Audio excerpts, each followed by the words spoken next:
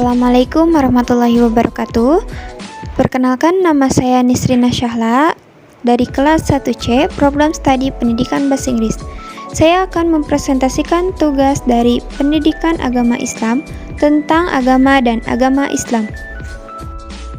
Yang pertama, saya akan membahas tentang agama. Pengertian agama. Agama adalah suatu sistem kepercayaan kepada Tuhan yang dianut oleh sekelompok manusia dengan selalu mengadakan interaksi dengannya. Pokok persoalan yang dibahas dalam agama secara umum adalah eksistensi Tuhan. Tuhan dan hubungan manusia dengannya merupakan aspek metafisika, sedangkan manusia sebagai makhluk dan bagian dari benda alam termasuk dalam kategori fisika. Dengan demikian, filsafat membahas agama dari segi metafisika dan fisika. Namun, titik tekan pembahasan filsafat agama lebih terfokus pada aspek metafisiknya ketimbang aspek fisiknya. Aspek fisik akan lebih terang diuraikan dalam ilmu alam, seperti biologi dan psikologi serta antropologi. Agama berasal dari bahasa Sanskerta. Ada yang berpendapat bahwa kata itu terdiri atas dua kata. A berarti tidak dan gama berarti kacau. Jadi agama artinya tidak kacau. Banyak agama memiliki mitologi, simbol, dan sejarah suci yang dimaksud untuk menjelaskan makna hidup dan asal-usul kehidupan atau alam semesta. Dari keyakinan mereka tentang kosmos dan sifat manusia, orang-orang memperoleh moralitas, etika, hukum, agama, atau gaya hidup yang disukai menurut beberapa perkiraan. Ada sekitar 4.200 agama di dunia, dan di bawah adalah simbol-simbol agama. Selanjutnya, tentang unsur-unsur agama. Menurut Lay, Keller, and Calhoun, agama terdiri dari beberapa unsur pokok. Kepercayaan agama, yakni suatu prinsip yang dianggap benar tanpa ada keraguan lagi. Simbol agama, yakni identitas agama yang dianut umatnya.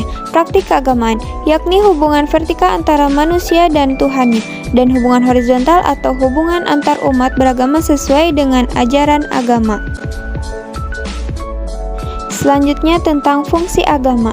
Pertama, sumber pedoman hidup bagi individu maupun kelompok. Kedua, mengatur tata cara hubungan manusia dengan Tuhan, makhluk hidup, dan serta hubungan manusia dengan manusia. Selanjutnya, merupakan tuntunan tentang prinsip benar atau salah.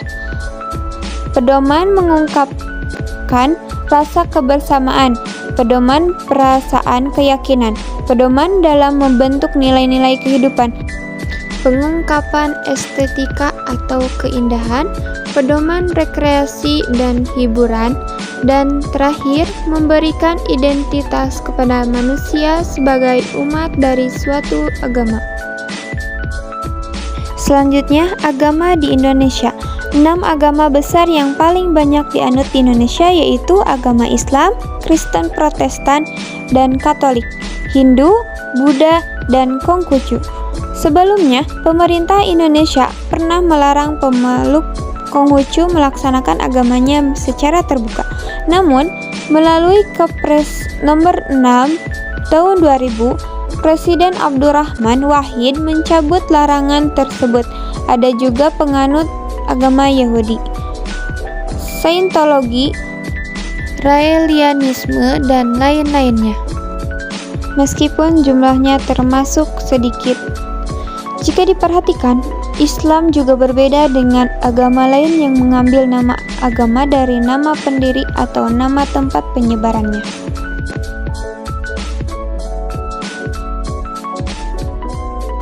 Selanjutnya pembahasan yang kedua yaitu agama Islam. Pengertian agama Islam. Islam dalam bahasa Arab merupakan masdar dari kata aslama yuslimu islaman, yang artinya taat, tunduk, patuh, berserah diri kepada Allah. Sedangkan jika dilihat dari asal katanya, Islam berasal dari kata asalmu, aslama, istaslama, salim, dan salam. Masing-masing kata tersebut memiliki arti sebagai berikut.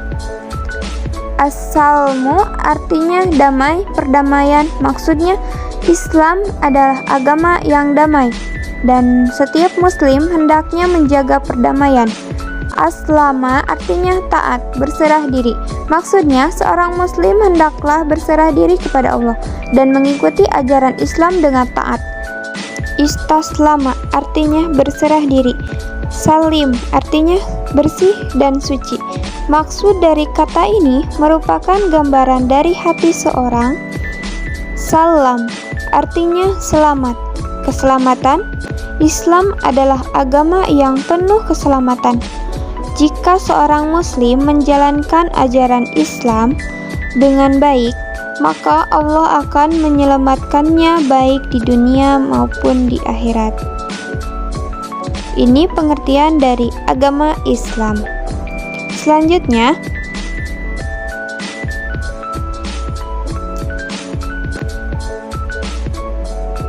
Islam merupakan salah satu agama terbesar yang tersebar di seluruh dunia saat ini.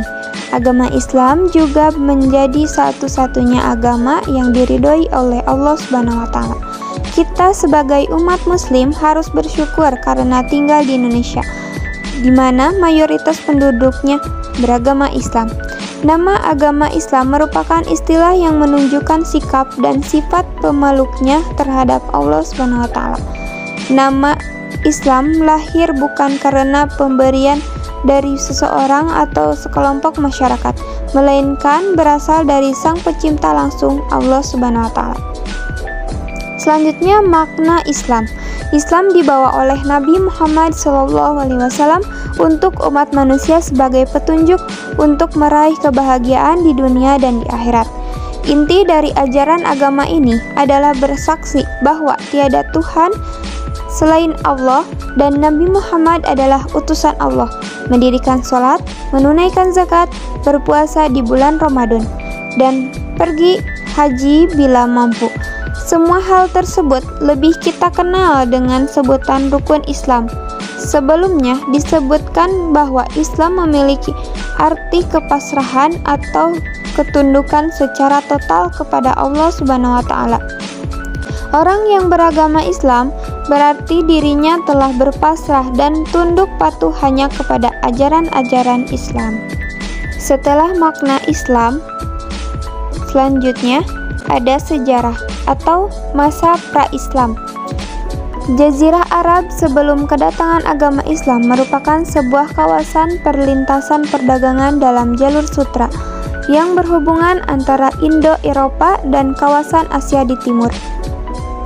Kebanyakan orang Arab merupakan penyembah berhala dan ada sebagian yang merupakan pengikut agama-agama Kristen dan Yahudi.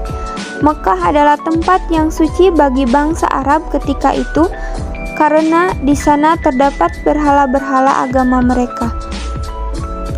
Telaga Zamzam dan yang terpenting adalah Ka'bah. Masyarakat ini disebut pula jahiliyah, artinya bodoh. Bukan dalam hal inteligensia, namun dalam pemikiran moral. Warga Quraisy adalah masyarakat yang suka berpuisi dan menjadikan puisi sebagai salah satu hiburan di saat berkumpul di tempat-tempat ramai. Selanjutnya, ada masa kenabian pada tahun 609 sampai 632 dan Khalifah Rasyidin pada tahun 632 sampai 661. Dan terakhir masa kekhalifahan pada tahun 632 sampai abad ke-20.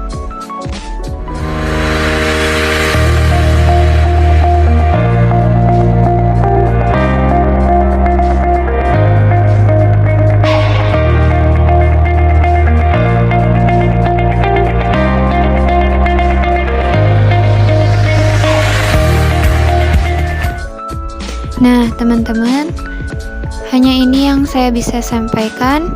Mohon maaf bila ada kata yang kurang berkenan.